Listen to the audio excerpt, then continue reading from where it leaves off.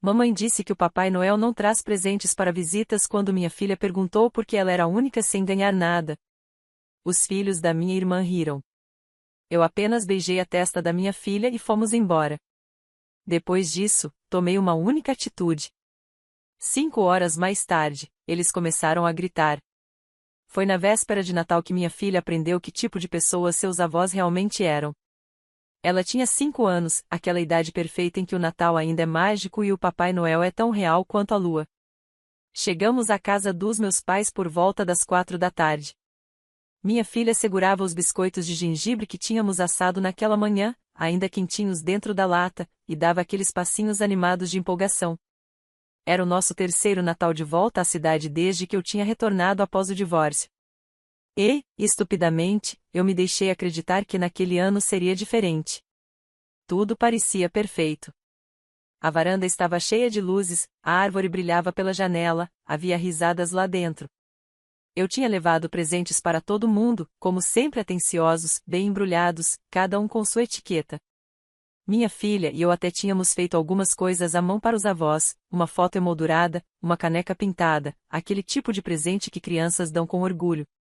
Dentro da casa, minha irmã já estava lá com os gêmeos, correndo pela sala como esquilos cheios de cafeína.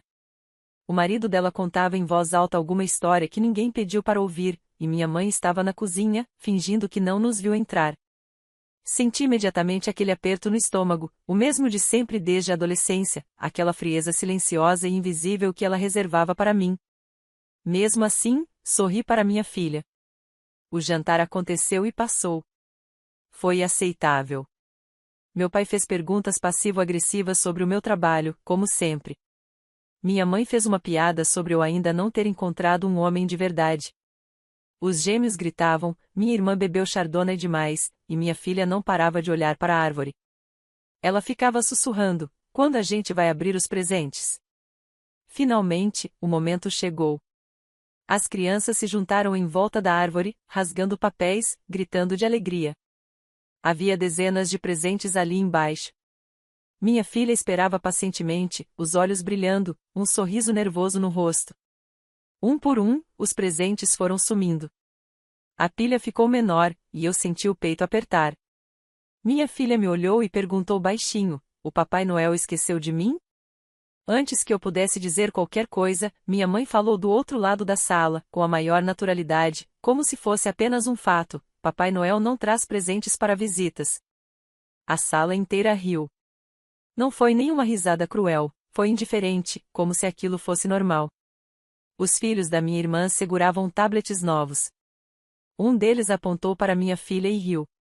Eu me levantei, peguei a lata de biscoitos e disse à minha filha que íamos sair para ver as luzes de Natal. Não me despedi. Não fiz cena. Apenas fui embora. Nós simplesmente fomos embora. No carro, minha filha não disse nada. Ela ficou olhando pela janela, ainda segurando a pequena caneca que pintamos para a avó. No semáforo vermelho, estendi a mão e segurei a dela. Foi ali que tomei a decisão. Durante anos, eu tolerei o comportamento dos meus pais. A forma como falavam comigo, como me comparavam com minha irmã, como diminuíam tudo que eu fazia. Mas até aquela noite, eles nunca tinham direcionado isso à minha filha. Eu não tinha percebido o quanto de desprezo eles guardavam debaixo da superfície, só esperando um alvo menor e mais vulnerável. Eles eram donos de 49% do negócio que eu construí. Não porque ajudaram a construir, mas porque eu fui ingênua demais. Eu os trouxe para dentro anos atrás, quando comecei, apenas tentando criar algo para a família. Eu continuava administrando tudo, tomando todas as decisões, enquanto eles recebiam um cheque generoso a cada trimestre simplesmente por existirem. Naquela noite, quando cheguei em casa, entrei no painel da empresa. Redigi um e-mail. Em seguida, liguei para minha advogada. Foi na véspera de Natal que minha filha aprendeu que tipo de pessoas seus avós realmente eram. E foi na véspera de Natal que eu decidi que eles tinham acabado de viver às minhas custas. Eu não dormi na noite depois do Natal, nem por um segundo. Fiquei deitada no escuro, ouvindo a respiração suave da minha filha no quarto ao lado, encarando o teto como se ele fosse me dar uma resposta. Não deu. Mas eu já tinha a minha. passei anos me moldando para pessoas que não se importavam se eu quebrasse. Anos mantendo a cordialidade, engolindo insultos disfarçados de piadas, deixando minha mãe fingir que era o centro do universo enquanto eu trabalhava 70 horas por semana para manter o negócio vivo, um negócio que ela nunca levantou um dedo para ajudar a construir. Mas ela cometeu um erro. Esqueceu que, enquanto podia me humilhar 1000 vezes eu continuaria voltando, existia um limite. E ela cruzou esse limite quando fez isso com a minha filha. Às 3 da manhã, levantei e abri o laptop. Sem música dramática, sem digitação movida pela raiva, apenas trabalho frio e focado. Comecei a reunir tudo, os documentos originais, o antigo contrato de parceria, as trocas de e-mails, o histórico de transações. Marquei cada ponto em que eles deixaram de cumprir responsabilidades básicas previstas no acordo. Depois escrevi o e-mail para minha advogada. Curto. Direto. Disse que eu estava pronta. Naquela manhã, enquanto o resto da cidade comia sobras e fingia que estava tudo bem, eu estava no meu escritório assinando o primeiro conjunto de documentos. As engrenagens já estavam girando. No dia 2 de janeiro, protocolei oficialmente o pedido para dissolver a participação de 49% deles na empresa. Eu tinha provas de que não contribuíam com absolutamente nada havia mais de 3 anos. Tinha documentação para sustentar cada afirmação. E, o mais importante, eu tinha controle total da parte operacional. Eu não precisava deles. Eles só ainda não tinham percebido que eu já sabia disso. 2 dias depois, recebi a primeira mensagem. Era da minha mãe. Um áudio longo e furioso. Ela não começou falando do que aconteceu nem perguntando se aquilo tinha a ver com o Natal. Começou com o depois de tudo que fizemos por você. E então veio o verdadeiro motivo da raiva. Perguntou como eu tive coragem de roubar dinheiro deles. Disse que eu estava destruindo a família por causa de um mal-entendido, sendo dramática por causa de um brinquedo de criança. Ouvi uma vez e apaguei. Depois veio a mensagem do meu pai, cheia de culpa.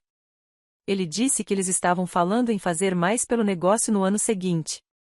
Disse que eu deveria ter ido falar com eles como família. Eu não respondia nada. Porque eu sabia exatamente o que era aquilo. Nunca foi sobre família. Sempre foi sobre poder. Eles lucraram comigo por anos. Viviam confortavelmente com a renda de um negócio que não ajudavam a administrar, enquanto eu trabalhava até tarde, perdia momentos importantes com minha filha só para manter tudo funcionando. E agora que eu tirei isso deles, entraram em pânico. Na segunda semana de janeiro, as mensagens diretas pararam. Eles mudaram de estratégia. Recebi uma ligação de uma tia perguntando se era verdade que eu tinha excluído meus pais.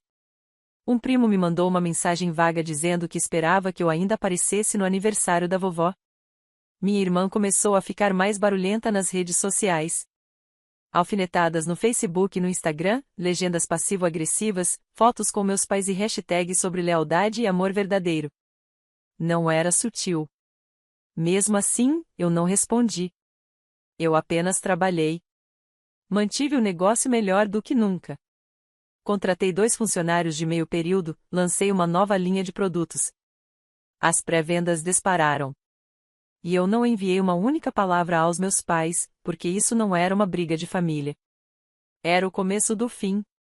E eles não tinham ideia do quanto mais eu ainda estava disposta a tirar deles. Em fevereiro, meus pais já não estavam mais em silêncio. Estavam sendo estratégicos. Não me ligaram. Não mandaram mensagem. Nem sequer perguntaram pela minha filha. Em vez disso, passaram a agir nas sombras, como sempre fizeram, falando com outras pessoas, cochichando, distorcendo a história para se colocarem como vítimas. Começou com coisas pequenas. Uma tia que quase nunca falava comigo mandou mensagem perguntando se eu estava bem, dizendo que tinha ouvido falar de uma tensão, mas que esperava que todos pudéssemos nos reunir na Páscoa. Como se fosse apenas um desentendimento bobo. Como se eu não tivesse passado o Natal vendo o coração da minha filha se partir diante de uma árvore cheia de presentes que não eram para ela. Depois veio uma mensagem de uma prima com quem eu não falava havia quase um ano, perguntando o que realmente estava acontecendo e dizendo que minha mãe contou que eu tinha tido um colapso e estava descontando em todo mundo. Foi essa a versão que escolheram. Que eu era instável, ingrata, que tinha tirado meus pais do negócio do nada, por pura maldade, por causa de um mal-entendido. Eles nunca disseram uma palavra sobre o que deu início a tudo. Nada sobre o que fizeram com a minha filha, nada sobre aquele momento diante da árvore de Natal em que uma menina de 5 anos foi publicamente excluída pelas pessoas que deveriam amá-la mais do que ninguém. Aquilo simplesmente não cabia na narrativa deles. O que realmente importava era o dinheiro. E agora que ele tinha acabado, eles estavam reconstruindo a própria imagem na tentativa de recuperar alguma parte disso. O que eles não contavam era que eu já não me importava mais. Não me importava quem acreditasse neles. Não me importava quem deixasse de me seguir, quem parasse de mandar mensagem, quem escolhesse lados em silêncio sem sequer perguntar o que realmente tinha acontecido. Porque eu já tinha tomado uma decisão. Eu ia levar isso até o fim. Liguei para minha advogada e disse que queria ir além. Não apenas tirar meus pais do negócio, mas eliminar qualquer possibilidade de reivindicação futura. Fechar todas as brechas, apagar os nomes deles de cada documento. Cheguei a solicitar a mudança de nome da empresa, retirando o sobrenome da família que estava ali desde o começo.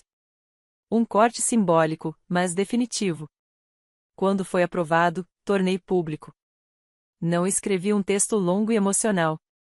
Apenas um comunicado limpo na página da empresa, agradecendo aos clientes por um trimestre recorde e apresentando a nova identidade visual, sem mencionar meus pais em nenhum momento. No dia seguinte, minha irmã postou uma foto dos meus pais sentados na sala, com cara de partir o coração, acompanhada da legenda, vendo o trabalho da sua vida ser roubado. Quase ri. Minha mãe nunca trabalhou um único dia naquele negócio. Não quando eu embalava velas na cozinha às 2 da manhã. Não quando eu atendia pedidos em meio às contrações.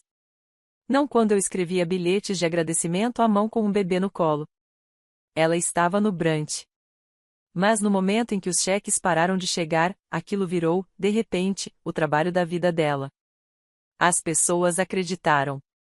Eu sabia que acreditariam. Ela passou a vida inteira construindo essa persona, a matriarca dedicada e exausta, a mãe altruísta. Era tão boa na encenação que poderia chorar sob comando diante de um juiz. Mas eu não estava mais jogando esse jogo. Eu não respondi. Não comentei a postagem. O que fiz foi ligar para o meu contador, porque o próximo passo seria o mais duro de todos, o financeiro, e eles nem imaginavam que estava vindo. Eu não estava apenas cortando o acesso deles. Eu estava prestes a apagar cada vestígio da presença deles daquilo que achavam que possuíam. E, depois disso, não haveria volta. Não por mim, não por advogados, não por laços familiares. Porque sangue não faz uma família. Amor faz. Lealdade faz. Respeito faz. E eles não tinham mais nada disso. Março chegou como se estivesse prendendo a respiração. Manhãs frias e cinzentas, o telefone em silêncio, nenhuma palavra dos meus pais, nem mesmo através da minha irmã, o que era estranho. Ela normalmente não conseguia passar 10 dias sem soltar alguma alfinetada. Eu sabia que, àquela altura, eles já tinham descoberto. O banco teria ligado por causa da conta encerrada. O depósito trimestral do qual dependiam não caiu, e eles não eram bobos. Ainda assim, eu não esperava a visita. Eu estava na loja até tarde numa noite, repondo as prateleiras depois de um pequeno lançamento de primavera, quando minha assistente avisou que alguém estava me procurando na frente. Saí esperando um cliente, e era o meu pai. Ele não aparecia na loja havia mais de 2 anos. Nem sequer olhou para o lugar quando expandimos no outono passado. Mas lá estava ele, parado em frente ao caixa, com aquele sorriso educado e rígido que ele usava quando queria alguma coisa. Quase dei meia volta. Mas não dei. Ele perguntou se podíamos conversar em particular. Disse que seria rápido. Contra meu melhor julgamento, aceitei. Fomos para os fundos, atrás do estoque, onde o beco estava silencioso. Ele não gritou. Nem pareceu com raiva. Parecia ferido, confuso. Disse que minha mãe não tinha intenção de magoar ninguém. Que eu tinha entendido errado a situação do Natal. Que tudo tinha tomado uma proporção maior do que deveria. Eu fiquei ali, em silêncio, esperando. Então ele disse a frase que eu esperava desde que tudo começou. Disse: A gente não achou que você fosse realmente levar isso adiante. Pronto. A verdade. Finalmente dita em voz alta. Eles não me levaram a sério. Nunca levaram. Em seguida, ele começou a falar de números. Uma proposta para comprar de volta uma participação de 15%, em vez dos 49%. Disse que poderiam ser sócios silenciosos de novo, como antes. Que eu continuaria com controle total. Eles só queriam fazer parte do negócio da família. Essa frase quase me fez rir. Eles queriam voltar. Não porque se importavam com o trabalho, com a loja ou com o propósito, mas porque sentiam falta dos cheques. Eu disse não. Ele não discutiu. Apenas assentiu devagar, com aquele ar de decepção, e foi embora como se eu tivesse falhado em um teste que ele nem sabia que estava aplicando. Achei que aquilo fosse o fim. Não foi. 2 dias depois, recebi uma ligação do nosso centro de distribuição. Alguém tinha tentado usar um código antigo e vencido de fornecedor para fazer um pedido no atacado em nome da minha mãe. O código, obviamente, não funcionou, mas ela insistiu que estava autorizada. Não estava. Eles estavam tentando se infiltrar de novo, de lado, em silêncio, por qualquer brecha que encontrassem. Eu fechei tudo. Troquei códigos, avisei a equipe, bloqueei os últimos bancos de dados antigos que ainda tinham o nome deles em algum lugar. E então decidi encerrar isso de vez. Enterrada no nosso contrato original de parceria aquele de anos atrás, quando eu ainda era ingênua o suficiente para acreditar que esse negócio nos aproximaria, havia uma cláusula que eu tinha colocado quase como uma piada. Uma cláusula de separação. Ela dizia que, em caso de revogação total da participação societária, as partes removidas receberiam um único envio de produtos como quitação final, equivalente em valor de varejo ao último dividendo, convertido em crédito da loja. Eu ativei a cláusula. No dia seguinte, embalamos uma caixa. Uma caixa enorme, abarrotada de estoque encalhado da temporada passada, canecas com logotipos antigos, fragrâncias de velas descontinuadas, estampas antigas que nem no mercado a gente conseguia vender. O gerente do depósito perguntou para quem era. Eu respondi, acionistas finais. Embrulhamos tudo em papel pardo, colocamos uma nota fiscal impressa, datada e assinada. Nenhum bilhete, nenhuma mensagem. Apenas números. 2 dias depois, a caixa chegou à casa deles. Eles não ligaram, não mandaram mensagem, mas minha irmã, claro, tornou tudo público. Ela postou uma foto nos stories do Instagram. O jardim da frente da casa deles. A caixa rasgada, aberta. Metade do conteúdo espalhado pela grama, velas quebradas, embalagens rasgadas, uma caneca estilhaçada perto da calçada. A legenda dizia apenas: algumas pessoas não sabem o que família significa. O que ela não percebeu foi que aquela postagem não me fez parecer fria. Fez eles parecerem exatamente quem eram: amargos, ressentidos, mesquinhos. Os comentários foram mistos. Algumas pessoas se solidarizaram com ela. Outras não. Mas algumas me mandaram mensagens no privado, inclusive uma das minhas tias, dizendo que finalmente estavam começando a entender o que eu tinha enfrentado, que talvez não tivesse sido eu quem quebrou a família.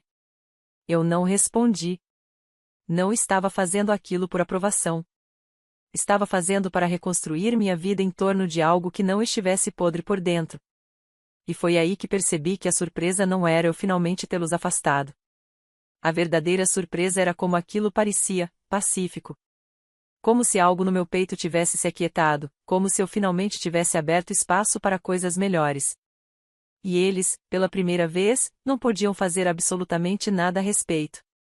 No começo de abril, meus pais pararam de fingir que queriam paz. Já não tentavam voltar para o negócio. Não queriam conversar, se encontrar, esclarecer nada. Aquela fase tinha acabado. No momento em que enviei o último pagamento a deles na forma de velas em liquidação e canecas descontinuadas, eles mudaram completamente de postura. Agora, queriam destruir tudo. Começou pelas avaliações. 3 notas de 1 estrela apareceram no site na mesma noite.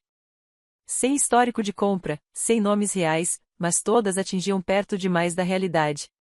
Uma dizia: dona não confiável, ética duvidosa, definitivamente não é quem finge ser. Outra dizia: os produtos são razoáveis, mas cuidado com para onde seu dinheiro vai. Esse negócio tem um passado sombrio. E a minha favorita: parece que essa loja foi roubada dos donos originais. Triste. Eu não respondi. Não porque eu não me importasse, mas porque dava para sentir o desespero em cada palavra. Eu marquei as avaliações, fiz capturas de tela para fins legais e segui em frente. Mas aquilo foi só o primeiro movimento deles. Uma semana depois, um dos meus atacadistas me encaminhou um e-mail. Sem nome de remetente, sem assinatura, apenas um PDF anexado, alegando ser uma prova de disputas de propriedade não resolvidas envolvendo a minha empresa, junto com um falso aviso de que um processo em andamento poderia afetar pedidos futuros. Eles estavam falsificando documentos. E nem eram falsificações bem feitas: identidade visual antiga, números desatualizados, nomes jurídicos errados. Mas o esforço dizia tudo o que eu precisava saber. Eles estavam com medo. Não feridos, não tristes. Com medo. Porque perceberam que eu não tinha apenas me afastado. Eu tinha vencido. Eles acharam que cortá-lo significaria uma separação silenciosa, um afastamento lento. Não esperavam que eu fosse construir algo melhor, mais forte, sem eles. Então começaram a virar as pessoas contra mim.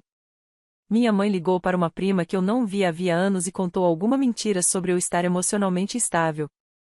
Disse que eu tinha roubado a família. Que estava em espiral desde o divórcio. Eu sei disso porque essa prima, abençoada seja, me enviou toda a conversa, com prints. Depois, minha irmã começou os grupos. Adicionou familiares distantes, gente da igreja, até a mãe de uma amiga do ensino médio. Até hoje não sei como ela conseguiu esse número. E começou a empurrar aquela história triste de que eu tinha destruído tudo por causa de um pequeno mal-entendido de Natal. Mal-entendido de Natal. Era assim que eles estavam chamando agora. Não o momento em que deixaram minha filha de fora do Natal de propósito. Não olhar no rosto dela quando percebeu que não havia presente nenhum para ela debaixo da árvore. Não as risadas. Não o sorriso satisfeito da minha mãe. Não. Agora era só um mal-entendido. Eles estavam reescrevendo a história em tempo real, tentando me transformar na vilã. O que eles nunca entenderam é que eu fiquei em silêncio por gentileza. E gentileza não é fraqueza. Enquanto eles ligavam para parentes e falsificavam documentos, eu estava fazendo movimentos. Passei o último mês negociando o aluguel do ponto mais visível da cidade, um lote de esquina que estava vazio havia anos. Todo negócio que tentou abrir ali teve dificuldade. Aluguel alto, visibilidade alta, risco alto. Mas não para mim. Minha marca tinha público. A loja já estava grande demais para o espaço atual. Os pedidos só aumentavam. O estoque girava rápido. Eu tinha a equipe, os sistemas, a demanda. Só precisava de um palco maior. Então assinei o contrato. Paguei adiantado os primeiros 6 meses. Iniciei as reformas em silêncio. Não postei nada. Não contei para ninguém, exceto para minha filha, que me ajudou a colar a primeira amostra de tinta na parede vazia. A única razão pela qual meus pais descobriram foi porque um blogueiro local escreveu uma matéria sobre a expansão de um dos negócios que mais cresciam na cidade. A matéria saiu numa quinta-feira. Na sexta, começaram as primeiras ligações. Números bloqueados, um silêncio pesado do outro lado da linha, depois desligavam. Em seguida veio a verdadeira escalada. Minha irmã postou uma foto do meu antigo quarto de infância. Completamente vazio. Sacos de lixo no chão, gavetas arrancadas.